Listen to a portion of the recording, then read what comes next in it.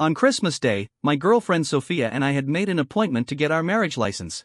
However, I waited until the marriage registration office was almost closing, but she was nowhere to be seen. Just as I was about to call her, she sent me a message, "Honey, I have something urgent today. Can we get the license another day?" I was puzzled. What could be so important for her today? My heart sank when I saw the official announcement on her Twitter account, "Live the rest of my life without regrets, Mr. David," and the sweet photo of her and her first love with the marriage certificate pressed to their face. I didn't make a fuss, threw away my wedding ring, cancelled the wedding, went home to tidy up everything, and erased all traces of the house.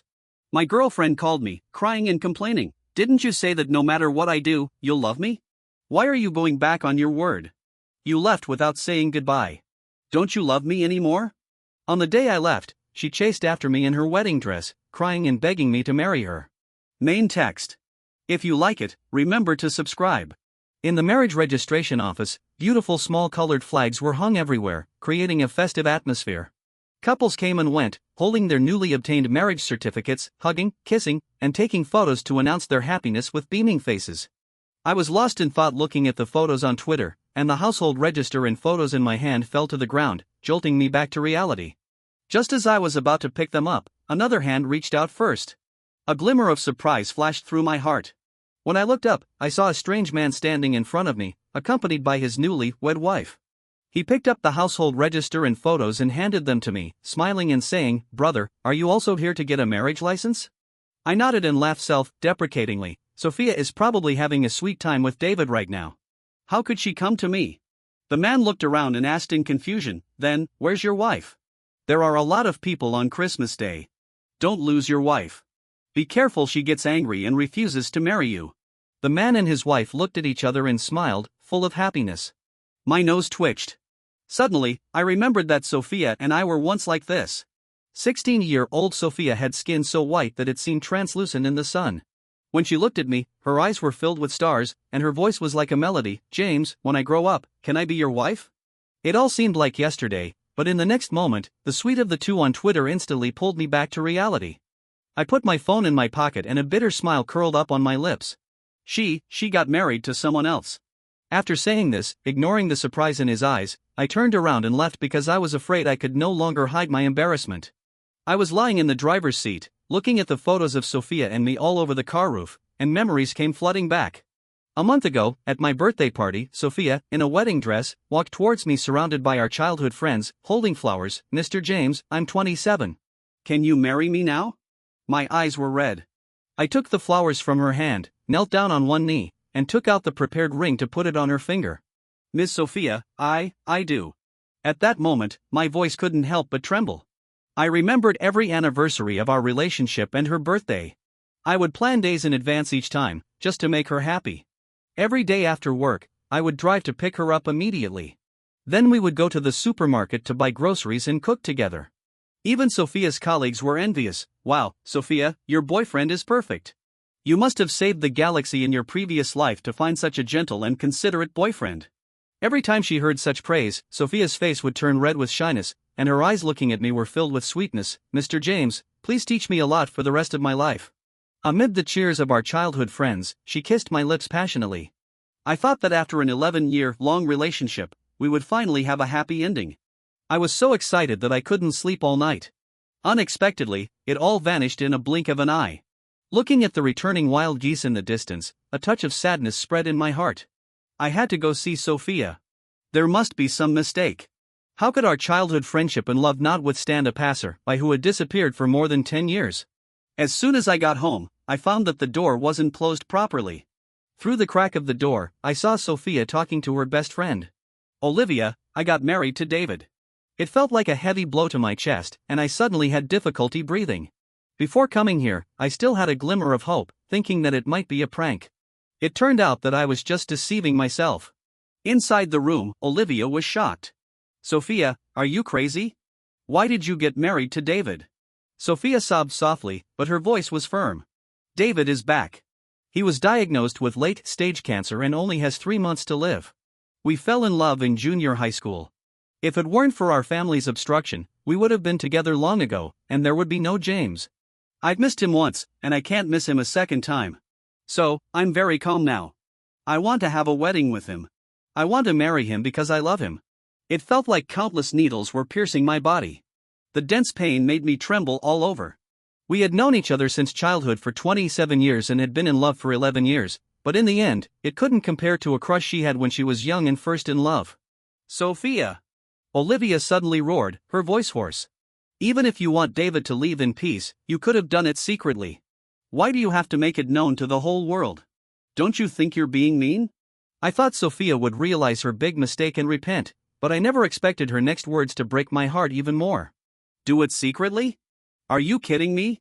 Isn't that an insult to the sincere and pure love between David and me? Our love transcends time and space, and the whole world should be moved to tears by our story. How am I being a bad person? I suddenly clenched my fist and punched the cement wall next to me. I thought, your love with David is sincere and pure, and you love each other passionately. Then what about our 11 years? What am I? Olivia stamped her feet in anger, finding it unbelievable. You love David, but what about James? He's your real childhood sweetheart. You've been in a relationship for 11 years. How can you do this to James? I slowly raised my head. It was as if I could see Sophia through the door.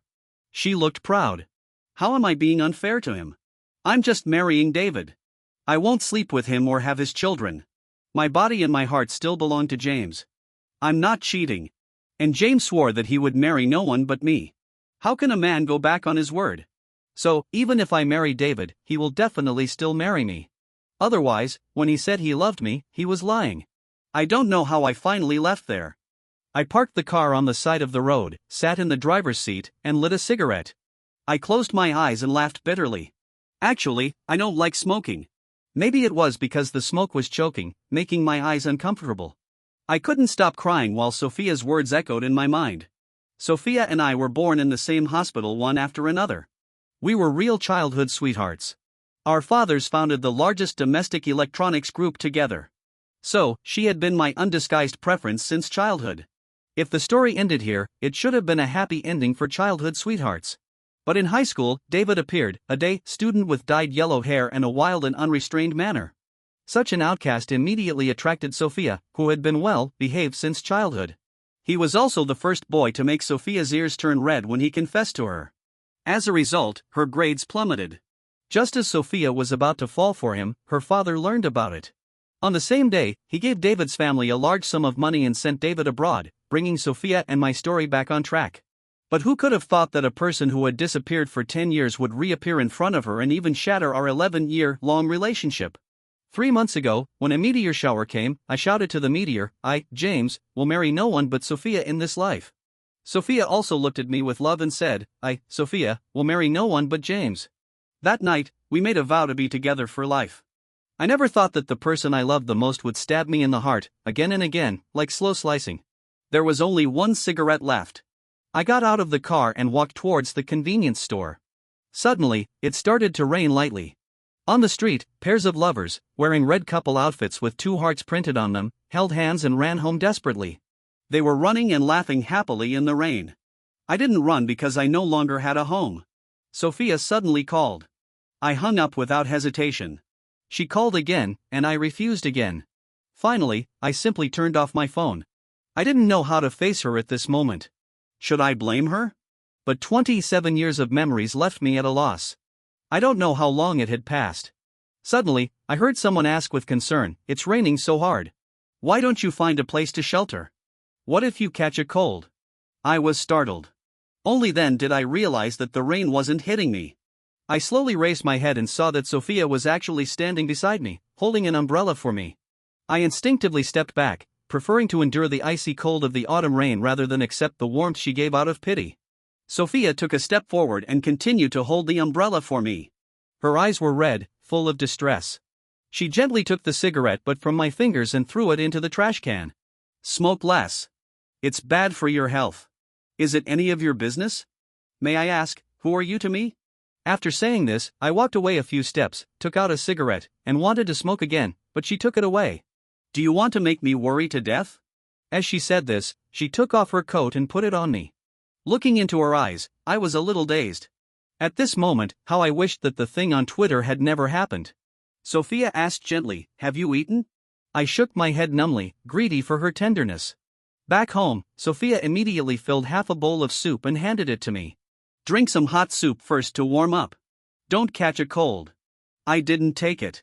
Looking at the girl I had spoiled since childhood, the girl I had loved for my entire past, at this moment, countless complex emotions surged in my heart, and I could hardly control myself. After a moment of silence, I calmed my voice and said calmly, Sophia, let's break up. Sophia's hand trembled, and the soup spilled, scalding her. In the past, I would have immediately taken out a tissue to wipe it for her. This time, I sat there motionless. After a long time, Sophia's lips began to tremble. I wasn't sure if it was my illusion, but her voice seemed to be crying and trembling. James, are you still angry about me getting married to David today? Don't be angry, okay? David only has 3 months left. After 3 months, as long as we love each other. Stop talking. I suddenly shook off her hand, my face cold. Miss Sophia, you've already married someone else and are someone else's legal wife. So, please respect yourself. James. Sophia's eyes suddenly became complicated, and she swallowed the rest of her words. Her eyes became redder, and tears rolled down her face like pearls. Since we were young, I had tried my best to make Sophia happy every day and never wanted to make her shed a single tear. Because I thought that if you love someone, you should strive to make her happy, even if it requires great sacrifice from me. But at this moment, I was indifferent to her crying, my heart as hard as iron. Miss Sophia, if you didn't hear clearly, I can say it again. It's over between us. After saying this, I turned around and went back to the room to pack my clothes. Sophia snatched my clothes and hugged me tightly, as if she wanted to melt me into her body. Her voice was panicked and hoarse. Sorry, James, I'm sorry. I really didn't want to hear any form of sorry. I wanted to be treated right. James, I beg you, don't leave me, okay? You know I love you so much. Didn't you promise my grandmother before she died that you would be good to me for a lifetime and never leave me? Just wait for me for 3 months. After 3 months, I'll still be yours, okay? Sophia looked up at me, her eyes full of tears, looking pitiful. I pushed her hands away without hesitation and slowly shook my head in her panicked eyes. Sophia, you keep saying you love me, but you married David. Since that's the case, why should I wait for you? Just because you think I love you, so you can be so reckless? Sophia was stunned, then shook her head while crying. It's not like that. At this moment, her phone suddenly rang. Seeing that it was David's number, she quickly wiped away her tears, composed herself, and forced a smile. David, what's wrong? Are you not satisfied with the groom's suit? Don't worry. I'll come right away and help you choose. You'll be the most handsome groom in the world at tomorrow's wedding. David, I love you. After hanging up the phone, Sophia looked at me again, her eyes pleading. James, in the past, no matter what I did, you would always follow me. Why are you so fragile now that you can't even bear a little grievance? Besides, although I married David, I will never have sex with him. I'll keep my virginity for you. After David leaves, in the remaining decades of my life, I'll be with you, have children for you. Isn't that enough? James, I love him, but I also love you. Don't make things difficult for me, okay? I thought it was extremely ridiculous. She said she was in a difficult situation, but she didn't hesitate at all when making a choice and was even so self-righteous. What I wanted was a love that only belonged to each other. Even spiritual cheating was unacceptable. It was just as dirty. Come to my wedding tomorrow. I want you to see me at my most beautiful. Then our wedding will be like this too, okay? After saying this, without waiting for my answer, Sophia left in a hurry to find David. The moment the door closed, I took out the photo of Sophia and me from my wallet, lit a lighter, and slowly set it on fire. 11 years of love was now as fragile as this burning photo, quickly turning to ashes. I let go, turning my youth into ashes, seeing through the confusion, and letting her go. Sitting on the ground, I lit a cigarette and looked at the anonymous text message on my phone. James, remember to come to my wedding with Sophia. Even if I'm going to die, I still won. Without guessing, it must be David. In the past, I would have been furious. But at this moment, I was expressionless and only typed one word, okay. The next day, I came to the hotel entrance and happened to run into Sophia's colleagues. The way they looked at me was a mixture of surprise, curiosity, incomprehension, and pity. I ignored them and walked straight into the hotel. Sophia had prepared a handsome suit for me, but I didn't wear it. After all, I wasn't here to attend the wedding.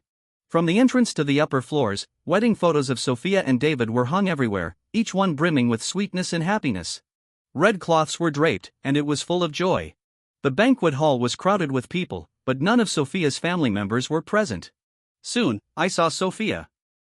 She was wearing a beautiful wedding dress, looking around as if searching for something. When she saw me coming, she was stunned for a moment, then quickly came up to me, her eyes red and her voice trembling. "James, you still love me after all. I'm so happy you came." She reached out to hold my hand, but I immediately avoided it and said indifferently, "Miss Sophia, there should be some distance between men and women, especially at your wedding. Holding hands isn't appropriate." The smile on Sophia's face froze instantly, and her eyes showed a bit of panic. "James, are you still angry? Then why did you come?" "Why did I come?" Looking at her nervous face, I naturally knew what she was thinking. She was afraid that I would come to make trouble or even try to snatch the bride. I chuckled. Just as I was about to speak, the MC over there urged, "The wedding is about to start. Bride, come here quickly." "James." Sophia turned to look at the urging relatives and friends, then turned back and stepped forward step by step, her eyes red. "This is my dream. Please, wait for me for 3 months. When the dream is over, I'll come back to you. Just let me marry David. Just make this one last compromise for me, okay?" The wedding was going on. The host stood between Sophia and David and started the routine speech. During the oath-taking, Sophia kept looking at me, her eyes filled with fear and trepidation. The guests found it very strange and cast curious glances at me one after another. "Who is this guy? Seems like the bride's ex-boyfriend. What's the ex-boyfriend doing here? He wouldn't be here to snatch the bride, would he? How shameless. The bride has already dumped him, and he still shows up." Everyone stared at me intently, whispering among themselves. The words they said were quite unpleasant, but I didn't care at all. Funny enough, today, I was just here to bid farewell to this absurd youth. I had already booked a flight ticket to France to inherit the property my mother left me there. So after this farewell, I would never see her again. As for giving blessings, I didn't think I was that magnanimous. Saying goodbye was already my limit. Just as I was about to turn around and leave, I saw Sophia take out a golden amulet. She glanced at me and then subtly shook her head. Looking at that familiar amulet, my feet suddenly felt as if they were filled with thousands of pounds of molten copper, unable to move even an inch. "Isn't this James?" David's eyes widened in and then he was overjoyed. Sophia looked at David with tender eyes and said, "This amulet. As long as the newlyweds wear it, they can love each other for a lifetime and be happy and safe." David looked at the amulet, choked with emotion, and said, "Sophia, you're so kind. I love you." Sophia affectionately put the amulet around David's neck and publicly vowed, "David, marrying you is the biggest dream of my life. In this life, are you willing to love only me? No matter what I do, are you willing to like me, tolerate me, and forgive me?" The venue fell silent. Looking at Sophia's expectant eyes, David triumphantly glanced at me and gently embraced Sophia in his arms. "I will. As long as you're happy, I'm willing to do anything." The whole audience burst into thunderous applause. I stared fixedly at the amulet around David's neck, my heart feeling as if it was being tightly grasped. Suddenly, someone in the audience said, "David, what are you waiting for? Kiss your bride quickly. Kiss. Kiss." Sophia closed her eyes, her face full of anticipation. "Enough!" I roared like a wild beast and quickly stepped forward. The whole place fell silent instantly. Everyone stared at me in astonishment. Sophia woke up as if from a dream, looking at me in horror. Her eyes were red, and she shook her head desperately. "James, no. You said before that you couldn't bear to hurt me." I looked straight ahead, ignored everything, walked onto the stage, stared coldly at Sophia, and clenched my fists. Hatred welled up in my heart. I grabbed the microphone and said something that made her cover her mouth and cry bitterly, something she would regret for the rest of her life. "Originally, I came here to wish you happiness. But now, I've changed my mind. Sophia, I hope you get stuck in the cycle of novelty." Amid Sophia's sobbing and David's dumbfounded expression, I stepped forward and yanked the amulet off David's neck, saying viciously, "This is my grandmother's relic. No one can defile it." Everyone at the scene was stunned. "What? That amulet belongs to the bride's ex-boyfriend? What's going on? What else could it be? Didn't you hear what he said? This Sophia is not a good person." I turned around and left, walking faster and faster, eager to get away from this nauseating place as soon as possible. After running out of the hotel, I was about to drive away when Sophia chased after me and grabbed my hand. "James, where are you going?" I shook off her hand and said mockingly, "Mrs. David, you're a married woman. Please respect yourself. Even if you don't care about your reputation, I do." These words stabbed Sophia deeply. She never expected that I would say such harsh words. I had truly loved her. Even though she chose David, I didn't plan to pester her, nor did I think of cursing her viciously. But she humiliated my grandmother's relic, and I could never forgive that. You call me Mrs. David? Sophia's eyes were red, her chin trembling slightly, and her expression was pained and aggrieved. In the past, if I saw her like this, I would have been extremely heartbroken. But now, I felt nothing. This must be the feeling of a broken heart. If I don't call you Mrs. David, what should I call you? Sophia, do you even deserve it? Sophia's tears streamed down, and she covered her mouth, squatting on the ground and crying bitterly. I opened the car door, got in, and started the car. Sophia stood up in a panic, grabbed the car window, and chased after me. James, wait. Don't leave me. James, I'm begging you. The car was getting faster and faster. I said anxiously, let go quickly, or you'll get hurt. Sophia cried, I won't let go. Even if I'm bruised all over, I won't let go. James, don't leave me. Pedestrians on the street saw a bride hanging onto the car window and turned to look. Some even took out their phones to record. Sophia chased for a while, but her high heels were not suitable for running. Eventually, she had no choice but to let go and fell to the ground. I stuck my head out and saw her lying on the ground, crying bitterly. She looked so pitiful. Feeling sorry for her? Why should I? As I said this, I suddenly thought the voice sounded familiar. I turned my head and saw it was Olivia. I was very surprised.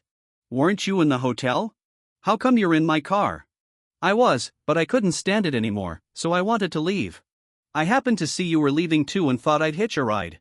Olivia looked at me with a complex expression and asked, should I get off?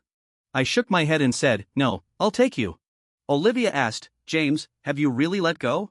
I laughed self-deprecatingly. Let go a long time ago. If she hadn't taken out my grandmother's amulet, it wouldn't have ended up like this. Olivia nodded slightly and said, James, where are you going next? I replied, I'm going back to get my luggage and then go to France. She just said and didn't say anything more. When we got home, I pulled my suitcase and left without any nostalgia. Olivia helped me carry the luggage. When taking the elevator downstairs, she secretly looked at me several times. After hesitating for a long time, she finally asked, are you going to France and never coming back? I looked at her calmly and said, I know what you want to say. I'm not running away. I have business to attend to there. Olivia nodded slightly. A trace of disappointment flashed in her eyes, but she still forced a smile. To be honest, I really admire you. I turned to look at her, feeling curious. Olivia looked ahead as if talking to herself. Good men like you, who are broad-minded, magnanimous, and know how to dote on their girlfriends, are really rare. Sophia left you because of a past regret. She doesn't know what's good for her. If it were me, I wouldn't let go even if I had to die. As she said this, she suddenly looked at me, her eyes clear and sincere. I was stunned for a moment. After coming to my senses, I quickly avoided her gaze. The air suddenly froze. Olivia broke the awkwardness and laughed. Just kidding. Don't take it to heart. I just said softly as a response. After putting the luggage in the car, we left the community. 10 minutes later, she pointed to the hotel ahead and said, you can drop me off on the side of the road. I can take a taxi back. The car stopped by the roadside. After Olivia got out of the car, she waved goodbye to me. I turned the car towards the hotel. Out of the corner of my eye, I suddenly saw from the rear-view mirror that she was still standing there, watching me leave until I entered the hotel. Then she reluctantly took a taxi and left. At night, I stayed in the hotel. Sophia called me, but I didn't answer. When she called again, I blocked her number.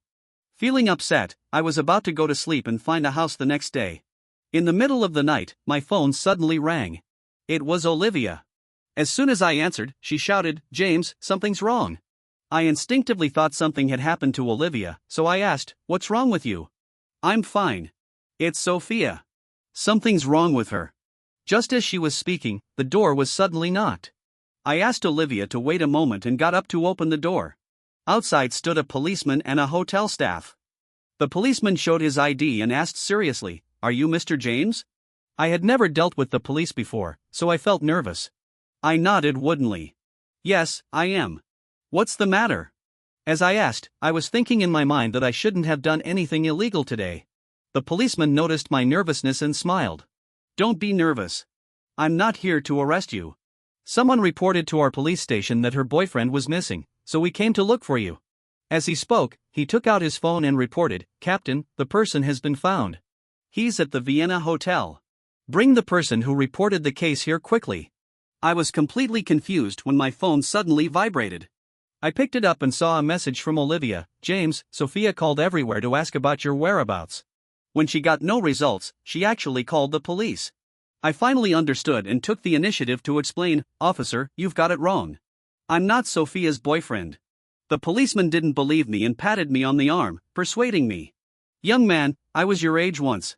It's normal for couples to quarrel and get angry. We men should be more broad-minded. You know, your girlfriend knelt down and begged us to help find you. We can all see that she really has feelings for you. So, even if you're still angry, you should forgive her, right?" I could tell he meant well, but things were not as he thought.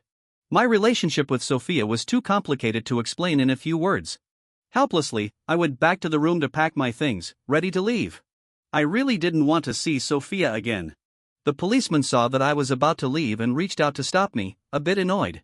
"You young man, why don't you listen to advice? I'm doing this for your own good." I smiled bitterly and said, "I know you mean well, but do you know? She's already married." The policeman was stunned, looking completely confused. "What's going on?" Just then, Sophia rushed over in a hurry. Her eyes were red and swollen from crying. When she saw it was really me, Sophia didn't greet me but bowed to the policeman to express her gratitude. The policeman saw that his task was completed, so he didn't stay long and left with the hotel staff. I also wanted to leave, but Sophia stopped me and asked in a sobbing voice, "Do you really not want to see me that much?" I looked straight ahead, not looking at her, and said indifferently, "What difference does it make if we see each other or not? It doesn't matter anymore." Sophia cried and said to me, "Then why did you tell me to let go when I was chasing the car? Isn't it because you still have feelings for me in your heart?" I chuckled and looked at Sophia. "Don't flatter yourself. Even if it was a stranger hanging onto the car window, I would still kindly remind them. Do you have anything else? If not, please get out of the way." Sophia still blocked my way, looking puzzled. "You used to dote on me so much. No matter how willful I was, you would tolerate me and not get angry. Why are you unwilling to tolerate me one last time?" I thought it was ridiculous. "Sophia, how much more do you want me to tolerate you? We agreed to get the marriage license on Christmas Day, but not only did you not show up, you got married to someone else. Did I scold you? Did I get angry at you? You told me how much you loved David and that you didn't want him to leave this world with regrets, so you wanted to marry him. Fine, I respected your choice.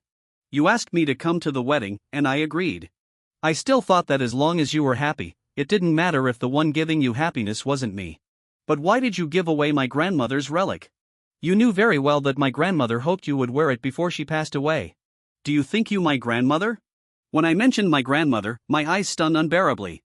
Sorry. Sophia covered her mouth and was already in tears. I tried hard not to let my tears fall, pulled my suitcase, and turned to leave. Sophia rushed up and grabbed my hand, crying, "Sorry, James, You don't owe me an apology. You owe it to yourself." I pushed her hand away and walked forward resolutely. Sophia ran in front of me and begged, "James, I know I was wrong. Please, give me a chance, okay? I promise I'll never be willful again." I sighed deeply and shook my head. "Sophia, you're already David's wife, a married woman. You're making such a big fuss coming to me and saying these things. Aren't you afraid of being misunderstood? You've already let me down. Do you want to let David down too? He doesn't have much time left. Can you bear to let him leave this world with regrets now?" Hearing David's name, Sophia was stunned for a moment and stopped crying. The reluctance in her eyes had already revealed her true feelings. She was begging me for a chance because she really couldn't bear to part with me, but at the same time, she couldn't let go of David either. Sophia stood there in a daze, looking conflicted and at a loss. I walked past her, and our shoulders gently touched, but she didn't react at all. After leaving that hotel, I changed to another hotel. Maybe the bed in this hotel wasn't comfortable, and I couldn't sleep all night. My phone suddenly rang. It was Olivia. "The couple downstairs is arguing. I can't sleep. Can you come out and have a drink with me?" When I arrived, it was a barbecue stand. Olivia ordered some food and had a case of beer brought over. As she ate, she said, "Order whatever you want. Don't be polite. It's on me." Then, Olivia poured me a glass of beer. Looking at the foaming beer, I suddenly remembered something and asked, Didn't you say that having a late-night snack and drinking beer is the easiest way to gain weight? Why are you so interested tonight? Olivia's eyes rolled, and she quickly found an excuse. It's okay to be a little indulgent once in a while. Come on, cheers. She clinked glasses with me and took a sip. Olivia has a very low tolerance for alcohol. The first time we celebrated Sophia's birthday, Olivia was there. That night, we were all very happy, raising our glasses to celebrate Sophia's birthday. Olivia drank one glass of beer, and her cheeks turned red, and her eyes became blurred. But tonight, looking at the case of beer at her feet, I suddenly understood her intention. She wasn't looking for entertainment because she couldn't sleep. She clearly wanted to ask me out to cheer me up, afraid that I would be moping around alone in the hotel. Sure enough, after 2 glasses of beer, Olivia was already drunk. She couldn't even find the glass in front of her and was fumbling around. Come on, let's keep drinking, drink. Looking at Olivia, who was drunk and talking nonsense, I shook my head helplessly. After helping her up, I looked around for her car. Finally, after asking the barbecue stand owner, I found it 30 meters away. Just as we reached her car, a familiar voice suddenly shouted, "James." I looked up and saw Sophia standing a few meters away. She stared blankly at me and Olivia. A trace of sadness flashed in her eyes, and tears rolled down her face again. So this is the real reason you won't forgive me? I was about to explain, but then I thought better of it. Anyway, it was over between me and Sophia.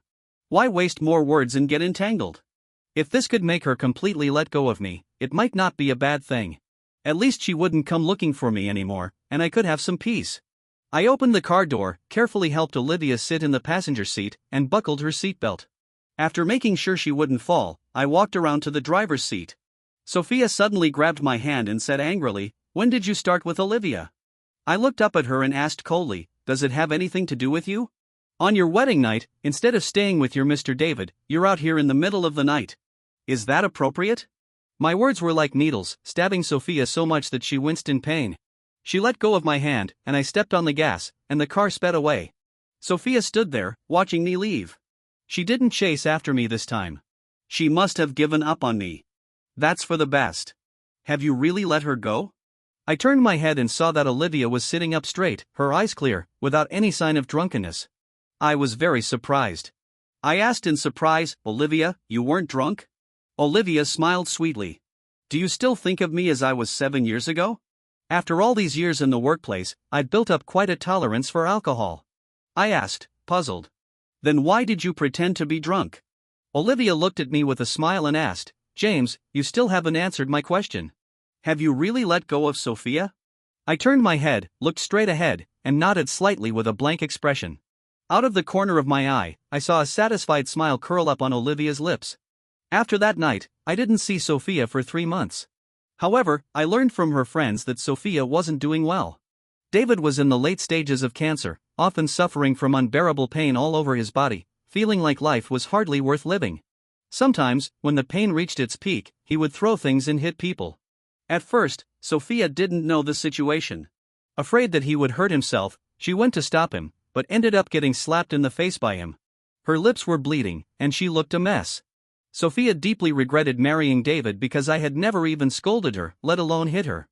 After that, no matter how much David shouted or threw things, she wouldn't step forward to stop him. Moreover, less than a month after getting married to David, she often didn't come home at night, and sometimes she wouldn't be seen for days. One time, when she was drunk, Sophia blurted out the truth. After marrying David, she found that life wasn't as happy as she had imagined. On the contrary, seeing David going crazy, hitting people, and having to take painkillers all day, with his face looking more and more hideous, Sophia began to regret it. She had once mentioned divorce, but David didn't agree. Helplessly, she could only avoid him by not going home. Sophia said herself that she felt disgusted and scared just looking at David now. She would rather die than go back to that home. None of her friends sympathized with her. They all thought she deserved this fate. Sophia got so angry that she threw a wine bottle on the spot, and they parted unhappily. Gradually, her friends distanced themselves from her. Later, I heard that David had a relapse and passed away, and Sophia didn't go back for the funeral. David's family was extremely angry. After calling the police to find Sophia, they criticized and cursed her, saying that her coldness towards David had accelerated his death. Sophia retorted, saying that David only had less than 3 months to live anyway, and his death had nothing to do with her. After several rounds of arguing, David's family couldn't take it anymore and actually started hitting Sophia. She couldn't fight back against 7 or 8 of them alone. In the end, she was beaten black and blue, and even had a cut on her face, which disfigured her. In a fit of anger, Sophia sued David's family in court, turning it into a farce. One day after work, I went grocery shopping with Olivia, planning to cook at home. As we were coming out, she suddenly leaned close to my ear and whispered, "I think someone is following us." I was shocked. How dare someone follow us in broad daylight? So, I immediately contacted the supermarket staff. After checking the surveillance, they confirmed that there was someone tailing me and Olivia. The supermarket promptly dispatched people and blocked the person in the aquatic products area. The person shouted, "What are you doing? Let me go! Let go!" The supermarket staff decided to send her to the police station to be dealt with according to the law. The voice sounded very familiar, so I bravely stepped forward to take a look. When I saw her face, I exclaimed in surprise, "Sophia?" Olivia also took a closer look and was extremely shocked. "It really is Sophia. How could it be you?" There was a long scar on Sophia's face, stretching from her forehead to her cheek. It was obvious that she had had plastic surgery, but it wasn't successful, and the scar was still quite noticeable. Sophia quickly lowered her head and covered her face with her hands, denying it. "I'm not Sophia. You've got the wrong person. I'm not her." I stepped forward and grabbed her hand, looking her in the eye. I had been in love with her for 11 years. Even if her appearance had changed, I could still recognize her at a glance. I just never thought she would end up like this. Seeing me, Sophia crouched on the ground and burst into tears. Olivia explained to the supermarket people, "This is our friend. It's a misunderstanding." Only then did the supermarket staff refrain from sending her to the police station. After taking Sophia outside, I asked, puzzled, "Why were you following us?" Sophia lowered her head and replied, "I wanted to see you one last time." I scratched my head, confused. "One last time? What do you mean?" Sophia looked up, forcing a smile. "I'm moving away. I might not come back. So, I wanted to see you before I left. But I've become like this, and I'm too ashamed. That's why I had to do this. James, I'm relieved to see that you're doing well now." As she said this, she suddenly stood up, looked at Olivia, and said with a pleading tone, her eyes filled with tears, "You were my best friend. We used to tell each other everything. I hope you can take good care of James for me and give him twice the love I couldn't give him." Olivia nodded gently. Sophia smiled faintly, wiped away her tears, and turned to leave. "Goodbye. Wish you two happiness."